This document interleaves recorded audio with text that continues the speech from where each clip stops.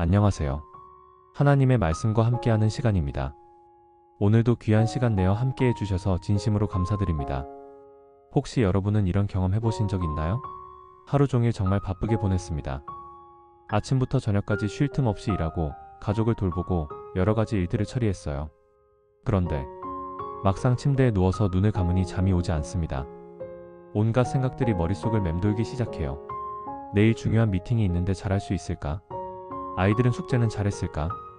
오늘 동료에게 한 말이 괜찮았을까? 집안 경제는 괜찮을까? 건강검진 결과는 언제 나올까? 이런 크고 작은 걱정들이 꼬리에 꼬리를 물고 이어집니다. 더 심한 경우에는 오늘 있었던 스트레스를 다시 곱씹게 됩니다. 상사에게 들었던 야단, 아이와 있었던 갈등, 배우자와의 작은 다툼, 친구의 무심한 말 한마디까지도 계속 머릿속에서 재생됩니다. 그러다 보니 시간은 자꾸 흘러가고 새벽 1시, 2시가 되어도 잠은 오지 않죠. 이런 밤이 반복되면 다음날 컨디션이 엉망이 됩니다. 몸은 피곤하고 집중력은 떨어지고 사소한 일에도 짜증이 나게 됩니다. 그리고 또다시 그런 하루를 보내고 나서 밤이 되면 똑같은 악순환이 반복되는 거예요. 하지만 여러분, 우리에게는 소망이 있습니다. 하나님께서는 우리가 잠자리에 들 때 그 마음을 가장 먼저 만지시길 원하십니다. 하루 종일 바쁘게 보낸 우리의 모습을 다 보고 계셨던 하나님께서는 이제 조용히 우리 곁에 앉으셔서 우리의 지친 마음을 어루만져 주시고 싶어 하십니다. 우리가 아무 말 없이 침대에 누워있기만 해도 하나님의 사랑은 조용히 흘러와서 우리의 마음을 싸매고 생각을 다스리며 영혼의 평안으로 이끌어 가십니다. 그런데 많은 성도들이 너무 피곤하다는 이유로 이런 하나님의 세심한 돌보심을 놓치고 있습니다. 단 5분만이라도 하나님께 마음을 여는 시간은 결코 헛되지 않습니다.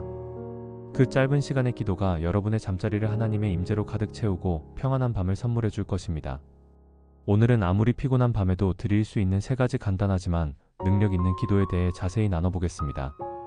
이 기도들은 여러분이 하나님의 품 안에서 안전하게 쉬고 새로운 힘으로 아침을 맞이하도록 도와줄 것입니다. 그 전에 잠깐, 이 영상이 도움이 되셨다면 구독과 좋아요 한 번씩 부탁드리겠습니다. 더 많은 분들과 하나님의 말씀을 나누는데 큰 힘이 됩니다. 그럼 지금 바로 시작하겠습니다.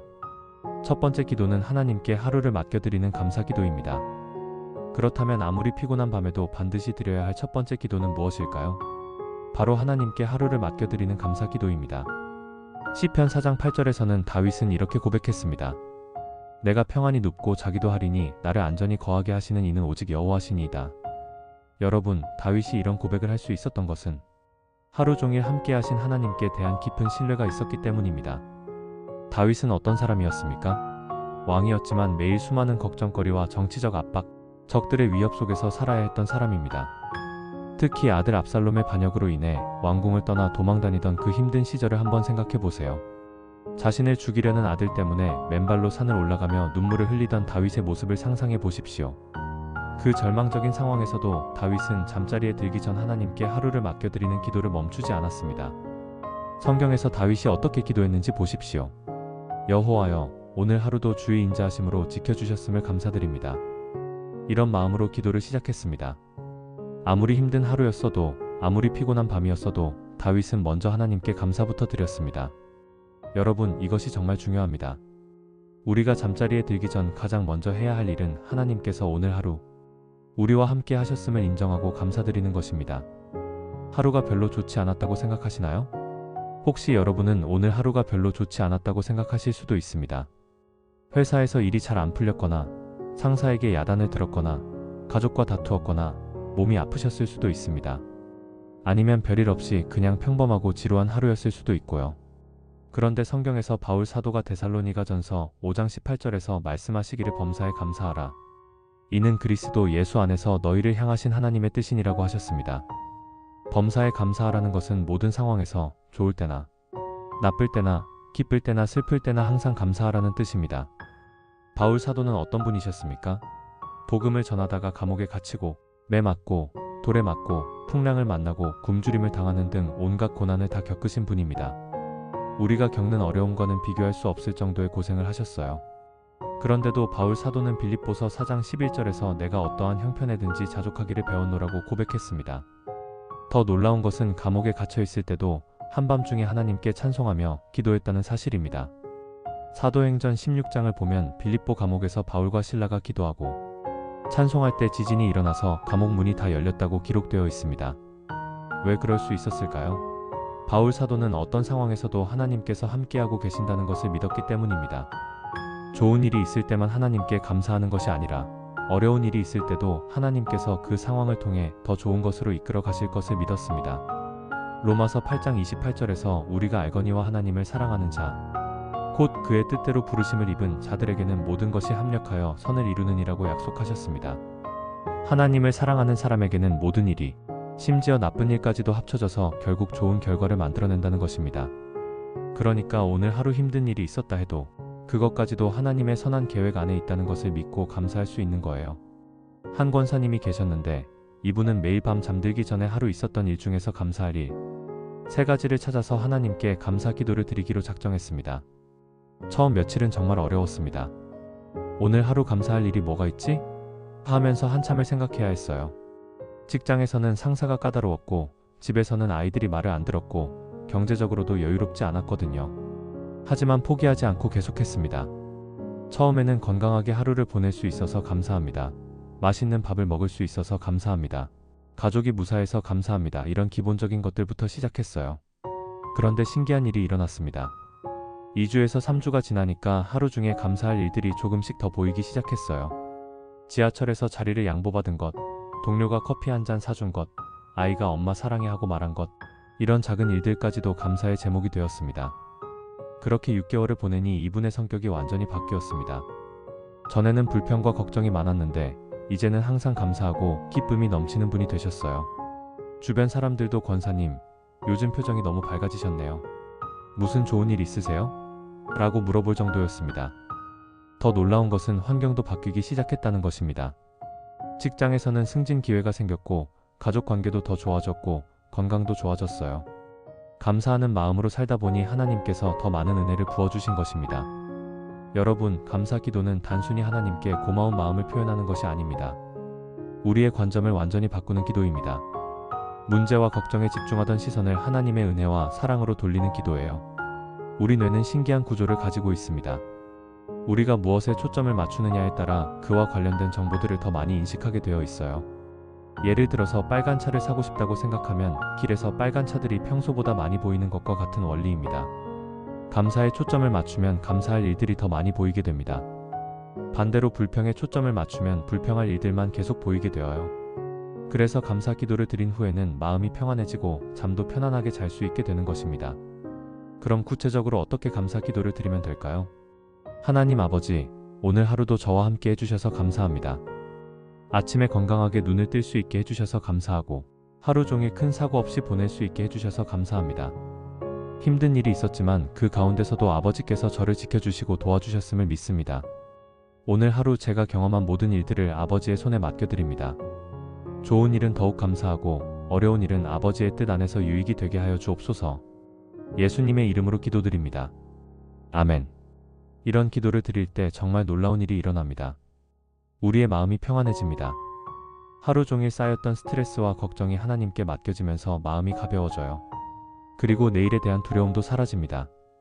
왜냐하면 오늘 하루를 지켜주신 하나님께서 내일도 함께 하실 것을 믿게 되기 때문입니다. 다윗이 밧세바와 간음하고 우리아를 죽게 한 후 거의 1년 동안 회개하지 않았던 때가 있었습니다. 그 기간 동안 다윗은 제대로 잠을 잘 수가 없었습니다. 시편 32편 3절에서 내가 토설치 아니할 때에 종일 신음함으로 내 뼈가 쇠하였도다고 고백합니다.